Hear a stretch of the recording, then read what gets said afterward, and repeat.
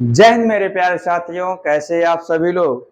और मैं आपको पढ़ा था डीएलएड का फर्स्ट सेमेस्टर की मैथ। और मैथ में मैंने अभी आपको बता दिया था कि कैसे आप आगे की प्रक्रिया करेंगे। आज पढ़ेंगे प्राकृतिक संख्या। और प्राकृतिक संख्या में देखिए दोस्तों, हम कैसे पढ़ते हैं, ध्यान देखिएगा यहाँ पर। जैसे में होता क्या, प्राकृतिक संख्या यानी कि नेचुरल नंबर, प्राकृतिक संख्या।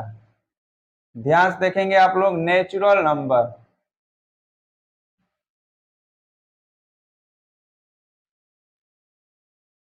जिसकी स्टार्टिंग हम कहां से करते हैं, जिसकी गिनती हम जहां से शुरुआत करते हैं, जहां से हम गिनना प्रारंभ करते हैं, अर्थात 1 2 3, वो इसी को हम बोलते हैं प्राकृतिक संख्या। तो हम आपको बता रहे हैं जी कि प्राकृतिक संख्या को कैपिटल एन से दर्शाते हैं। और इसकी स्टार्टिंग होती है 1 2 3 4 5 6 7 8 9 10 डॉट डॉट इंफिनाइट तक। इसमें एग्जाम में आपका प्रश्न पूछता है दोस्तों, इस पे आधारित पूछता है कि अनुवर्ती संख्या, अनुवर्ती संख्या, ये अनुवर्ती संख्या को ही बोलते हैं परिवर्ती संख्या। परिवर्ती संख्या, अनुवर्ती और परिवर्ती संख्या होता क्या है, मतलब कोई भी संख्या अपने से आगे आए। जैसे मैं इसके आगे आने की बात करें, जैसे 1 के आगे क्या है 2, 2 के आगे क्या है 3, 3 के आगे क्या है 4, 4 के आगे क्या है 5। तो ये क्या है, एक क्रम जैसे जैसे एक एक आगे बढ़ता है उससे क्या बोलते हैं, परवर्ती संख्या या अनुवर्ती संख्या। देख लेना, आवाज क्लियर है मेरी ना। जैसे मैंने बोल दिया कि 549 का परिवर्ती संख्या क्या है, ठीक है। ध्यान रखना, परिवर्ती मतलब एक आगे है, यानी कि 549 में प्लस 1 जोड़ देंगे तो यही हमारा क्या हो जाएगा। देखो यहाँ पर 550 एक जोड़े, यही हमारा परिवर्ती संख्या होगा।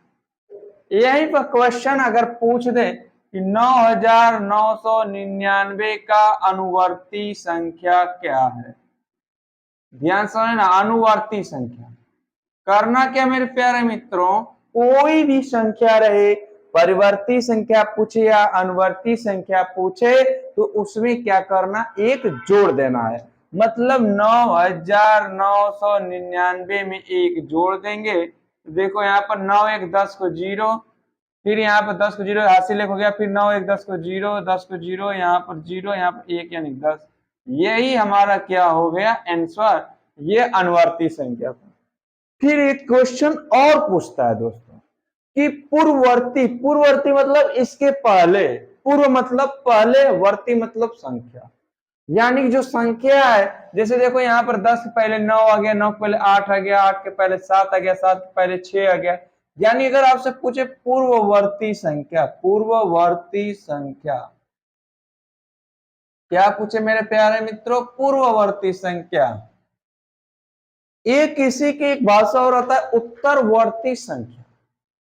याद रखना, अनुवर्ती संख्या, परवर्ती संख्या, उत्तरवर्ती संख्या कहे तब में इस तरह एक जोड़ना है। ऐसे में पूछेगा पूर्ववर्ती संख्या, तो मतलब इसके पहले की संख्या। जैसे में हमें कह दे, ध्यान से समझना मेरे प्यारे मित्रों, यानी कि पूछ दे 1000 का पूर्ववर्ती संख्या क्या है, पूर्ववर्ती संख्या क्या है।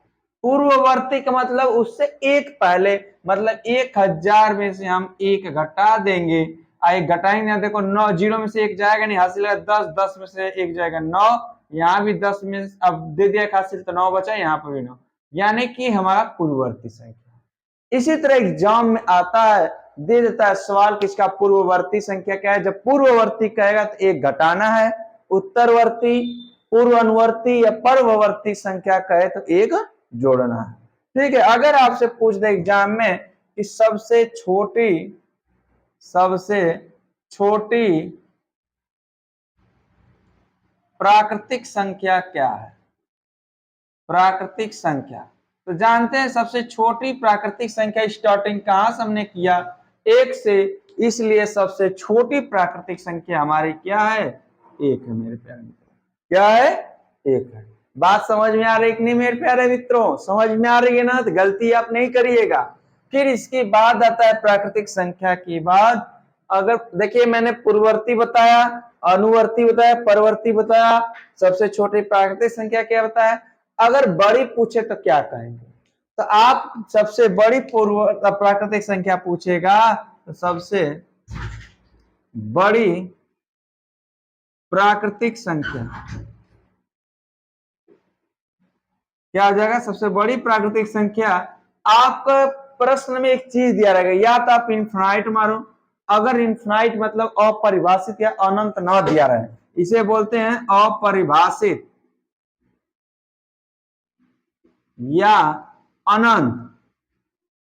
लेकिन अगर ये ना दिखे तब क्या करोगे, जब ये ना दिखे तो एक ऑप्शन दिया रहेगा निर्धारित नहीं किया जा सकता, तो उसको आप सही मारना, ठीक है।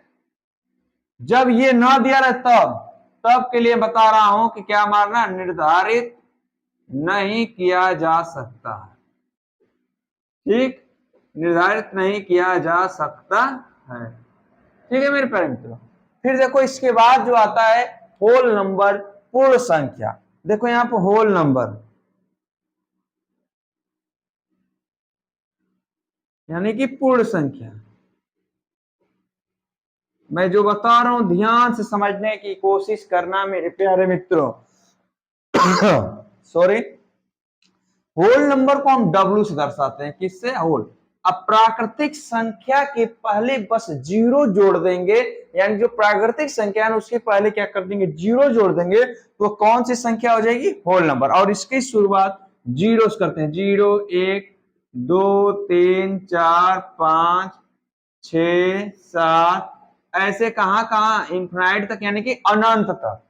अगर यही पे आपका पूछ दे सबसे, देखना मेरे प्यारे मित्र ये भी गलती मत करना एग्जाम, सबसे छोटी पूर्ण संख्या, सबसे छोटी पूर्ण संख्या एक ना मारकर क्या करोगे आप, जीरो। ये ध्यान देना एग्जाम में, सबसे छोटी पूर्ण संख्या क्या होती है मेरे प्यारे मित्रों, जीरो। अब इसके बाद जो आता है वेरी मोस्ट इंपॉर्टेंट, इसके बाद आता है इंटीजर, इंटीजर्स यानी जिसे बोलते हैं पूर्णांक। अब पूर्णांक की जो स्टार्टिंग होती है वो हमारा जेड से दर्शाते हैं या आई से दर्शाते हैं, इसे आई से दर्शाइए या तो जेड से दर्शाइए। और इसकी जो स्टार्टिंग होती है दोस्तों माइनस इंफिनाइट से लेके डॉट डॉट -2 -1 0 1 2 3 डॉट डॉट कहां तक, इंफिनाइट तक। ये दो भागों में बटा होता है। कितने भागों में बटा होता है मेरे प्यारे मित्रों, दो भागों में बटा होता है। पहला आपका होता है धन पूर्णांक, जिसे +1 से स्टार्टिंग, यानी कि यहां से स्टार्ट जो नेचुरल नंबर होते हैं, या तो कह सकते हैं 1 2 3 4 5 6 7 7 कहां तक, इंफिनाइट तक। एक होता है ऋण पूर्णांक, ध्यान से समझ जाओगे तो पूरा। ऋण पूर्णांक कहां से होगा, बस इसी के पहले -1 -2 -3 -4 -5 -6 डॉट डॉट माइनस इंफिनिट। लेकिन एक चीज आप देखें कि जब मैंने पूर्णांक लिखा तो इसमें मैंने जीरो को भी समाहित किया था, लेकिन धन पूर्णांक और ऋण पूर्णांक में कहीं जीरो को मैंने न इसके पहले लिखा न इसमें मैंने पहले लिखा। तो जो जीरो है मेरे दोस्तों, यहाँ पर नोट करके लिख लेना मेरे प्यारे भाई, कि जो जीरो होता है नोट करके लिख लेना, जीरो यानी कि शून्य ना तो धन पूर्णांक है और ना ही ऋण पूर्णांक है, ठीक है। बात समझे कि नहीं इतनी।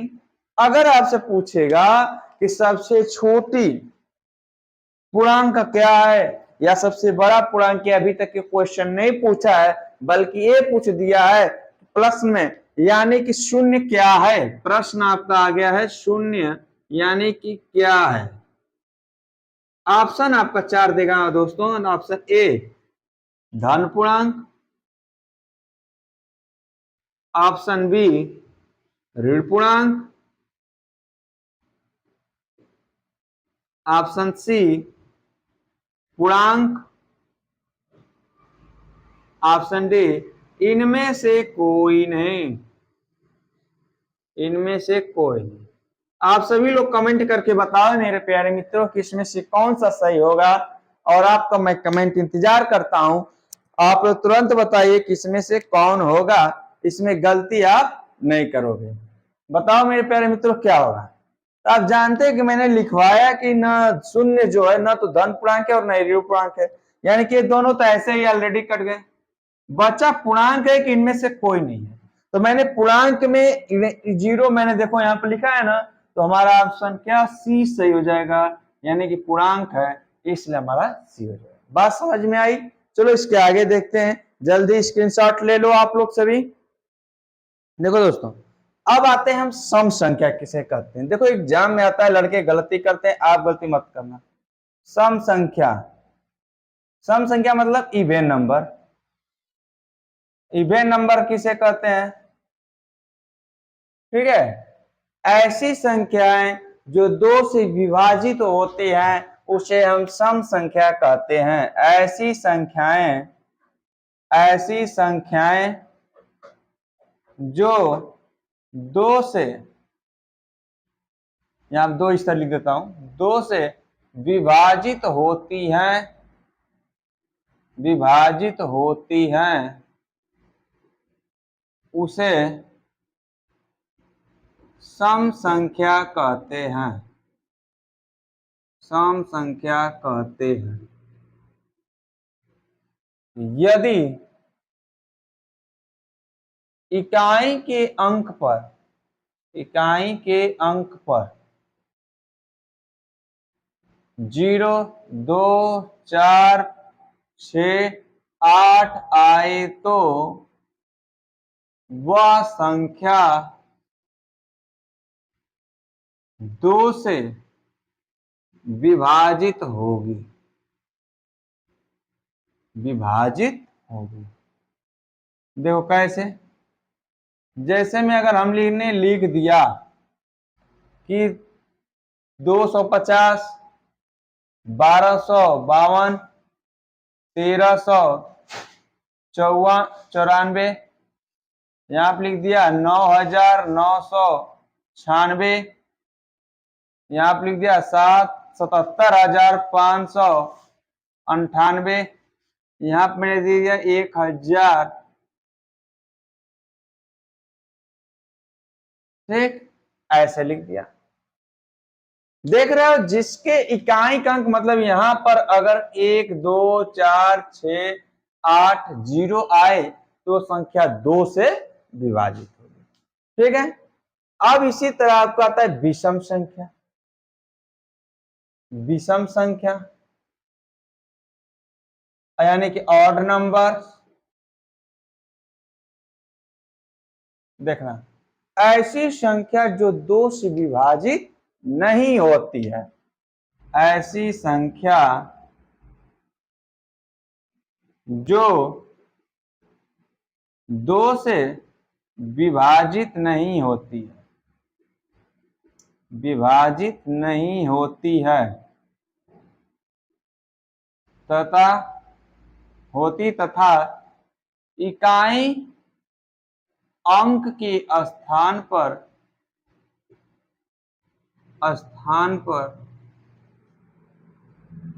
क्रमशः 1, 3, 5, 7, 9 हो तो उसे विषम संख्या कहते हैं। विषम संख्या कहते हैं। समझे मेरे प्यारे मित्रों। देखो जैसे में आपका आ जाए 151, 753, 895, 77,577, यदि इकाई स्थान पर देखो क्या आ गया हमारा, 1 आ गया, 3 आ गया, 5 आ गया, 7 आ गया, तो ऐसी संख्याएं जो 2 से विभाजित नहीं होती हैं तथा इकाई पर क्रम से 1, 3, 5, 7, 9 हो तो उसे विषम संख्या कहते हैं। बात समझ रहे हो कि नहीं मेरे प्यारे मित्रों? ऐसे क्वेश्चन आपका आता कैसे, जैसे बोला कि निम्न में से कौन सी सम संख्या है, कौन सी विषम संख्या, अगर छांटना हो तुरंत इकाई के स्थान को देख लो और आपका क्या हो जाएगा, आंसर मिल जाएगा। बात समझे दोस्तों? अब इसके बाद आता है आपका अभाज्य संख्या। अभाज्य संख्या क्या बोलते हैं, अभाज्य संख्या। अभाज्य संख्या कहते किसे हैं, ये आपको आना बहुत जरूरी है।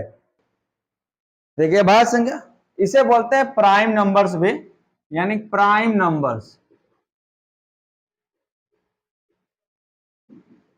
देखिए ऐसी संख्याएं जो ऐसी संख्याएं ऐसी संख्याएं जो स्वयं व एक के अतिरिक्त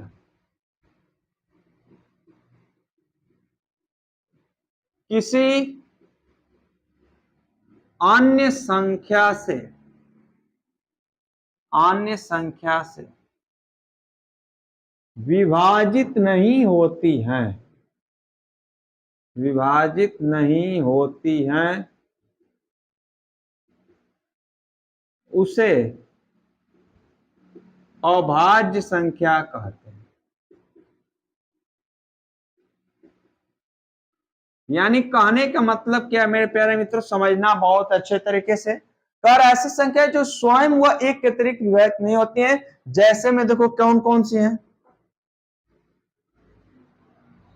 जैसे में 2, 3, 5, ध्यान समझना, 7, 11, 13, 17, 19, 23, 29, 31, ऐसे करते करते आगे तक जाएंगे। देखो 2 किसी और से कटेगा, 2 या तो 2 से कटेगा, 1 से कटेगा, 3 या तो 1 से कटेगा या तो 2 से कटेगा। मैं इसे पूरा लिख देता हूं 100 तक, गलती आप लोग नहीं करिएगा, ठीक है? मैं 100 तक लिख देता हूं, ठीक है? देखो यहाँ पर 31 आ गया, 31 के बाद आपका 37, 41, 43, 47, 53, 59, 61, 67, 71, 73, 79, 83,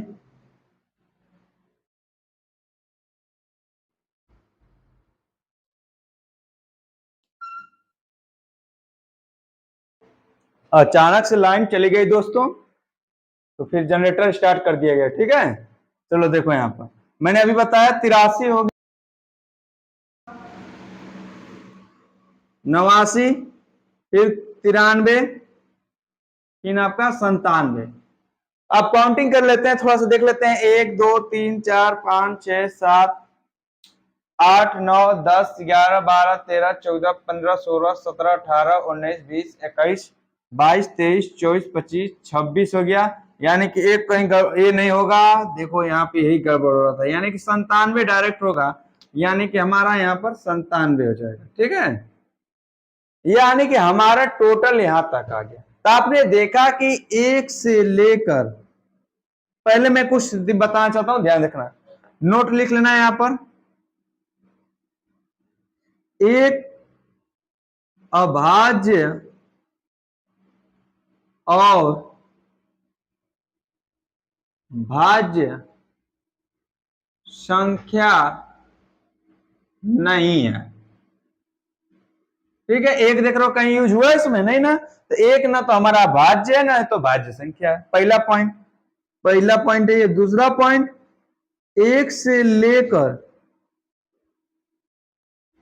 100 तक कुल कुल 25 अभाज्य संख्याएं हैं।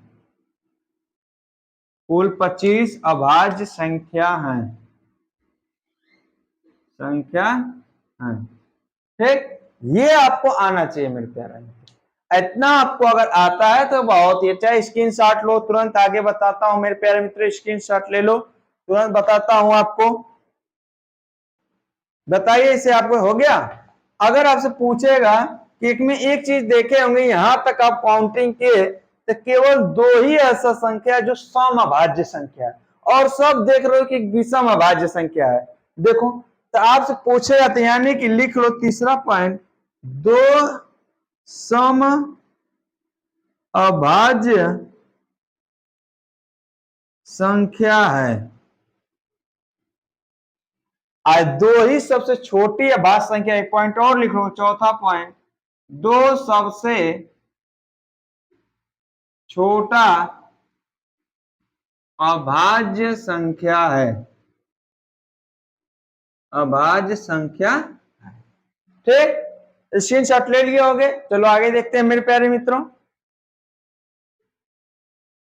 देखो दोस्तों, भाज्य संख्याएं यानी कौन सी? भाज्य संख्याएं। अभाज्य देखिए हमने, भाज्य संख्याएं जिसे बोलते हैं कंपोजाइट नंबर, कंपोजाइट नंबर्स या कंपोजिट्स नंबर। देखो यहां पर कंपोजिट नंबर ऐसी संख्याएं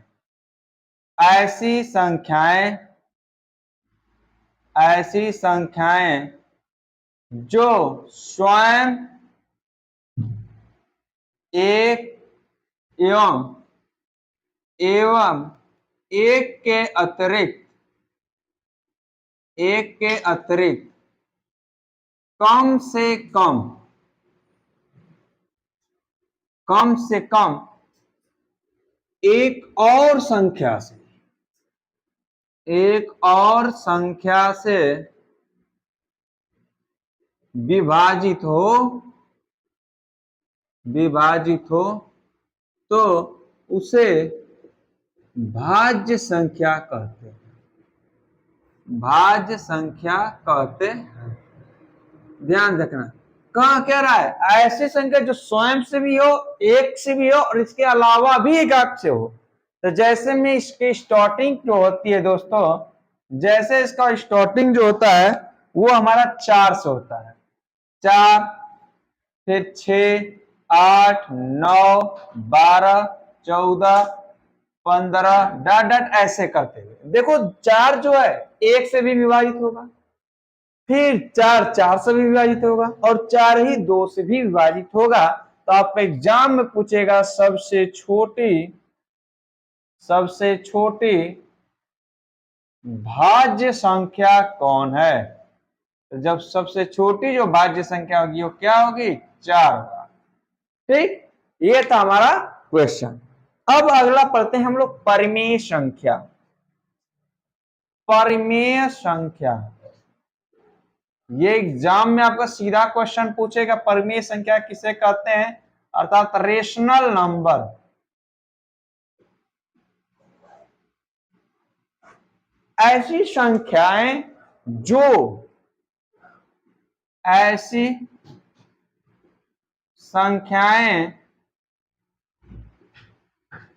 जो P/Q के रूप में लिखी जा सके, जहां Q का मान 0 ना हो, जहां Q = नॉट 0, जैसे 1 4/5, 7/3, 0। आप कहेंगे कि 0 भी परिमेय संख्या के अंतर्गत आता है? तो हाँ मेरे मित्रों, 0 भी परिमेय संख्या के अंतर्गत आता है। देखना, एक चीज ध्यान देना, मैं एक नोट लिखवाता हूं यहां पर, समझना। किसी भी संख्या में, किसी भी संख्या में एक से भाग करने पर, एक से भाग करने पर वही संख्या प्राप्त होती है, वही संख्या प्राप्त होती है।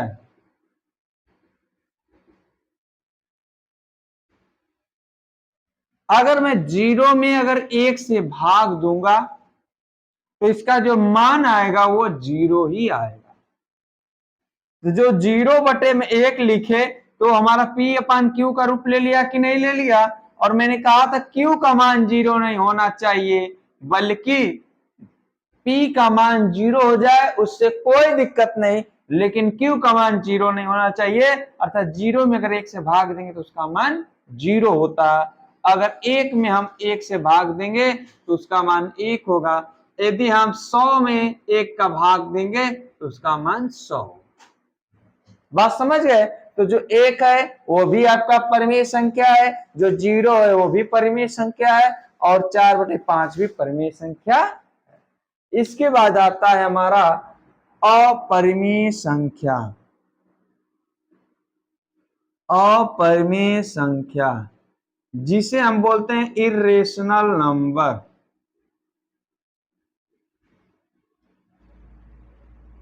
बस इसकी परिभाषा क्या लिखना है, ध्यान समझना। ऐसी संख्याएं, ऐसी संख्याएं जो P बटे में Q के रूप में नहीं लिखी जा सकती हैं, नहीं लिखी जा सकती हैं, तथा अभाज्य संख्याएं, अभाज्य संख्या, अभाज्य संख्या मैंने बता दिया कौन होती है। अभाज्य संख्या को करड़ी के अंदर, करड़ी के अंदर लिखने पर वह अभाज्य संख्याएं हो जाएंगी, अभाज्य संख्या होंगी। ठीक, बात समझ गए। जैसे करड़ी में 3, करड़ी में 2, करड़ी में 5, करड़ी में 93, करड़ी में 89, ये सब क्या है, ये अपरिमेय संख्या है। इसे हम बटे में एक तो लिखेंगे लेकिन प्राप्त यही होगा, अर्थात कहने का मतलब ये अपरिमेय संख्या होती है। बात समझ में आई। ऐसा आप लोग गलती नहीं करेंगे। और लास्ट इसके बाद आता है हमारा दोस्तों वास्तविक संख्याएं। वास्तविक संख्याएं इसे बोलते हैं रियल नंबर्स, रियल नंबर्स। परिमेय तथा अपरिमेय संख्याओं के अलावा, परिमेय तथा अपरिमेय के साथ साथ, परिमेय के साथ साथ सभी संख्याएं,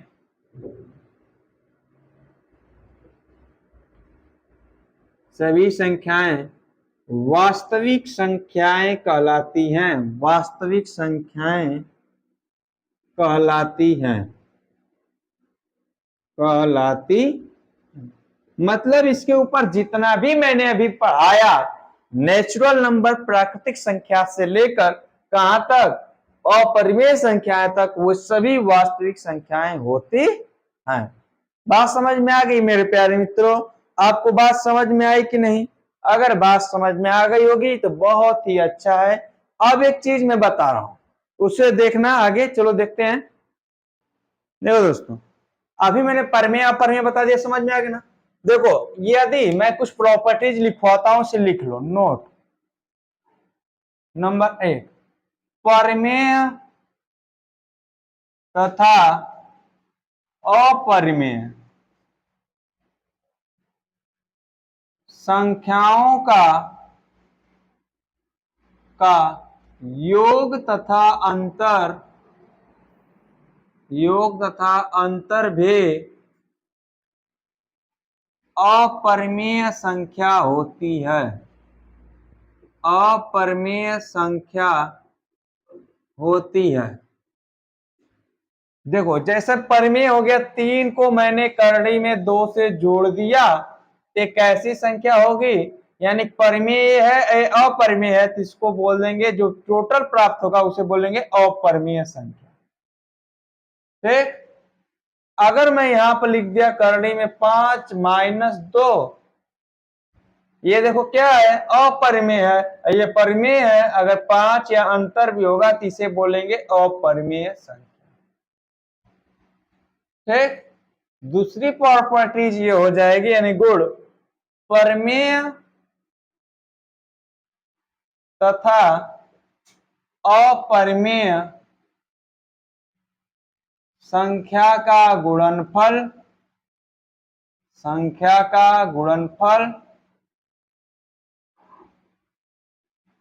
तथा भागफल भी अपरिमेय संख्या होता है। अपरिमेय संख्या होता है या होती है। ठीक, जैसे में देखो यहाँ पर अगर हम 2 का गुणा करड़ी में 11 से करेंगे तो ये भी हमारा 2 को गुणा करड़ी में 11 से करेंगे तो ये क्या हो जाएगा, अपरिमेय संख्या। अगर हम करड़ी में 7 है, इसे हम 3 से भाग देंगे तब भी ये क्या हो जाएगा, अपरिमेय संख्या। ये आपको मेरा बताना बहुत जरूरी था। अगर कहो तो इसकी प्रॉपर्टीज यानी विभाज्यता का नियम भी आज ही खत्म कर देता हूं। या तो आज के लिए इतना ही रहने देते हैं मेरे प्यारे मित्रों। आगे वाली क्लास में हम एक्सरसाइज देखेंगे कि आपके एग्जाम में कैसे कैसे सवाल आए हैं, और उसके बाद कल इसका पहला चैप्टर का पहला एंड करेंगे। ठीक है दोस्तों, आज के लिए इतना ही। अपनी तैयारी मजबूती से करते रहिए। यदि आपको समझ में आ रहा है तो अपने दोस्तों को भी शेयर करिए, और अपने आप भी लाइक कमेंट जरूर किया करिए मेरे प्यारे मित्रों। आज के लिए इतना ही, नमस्कार।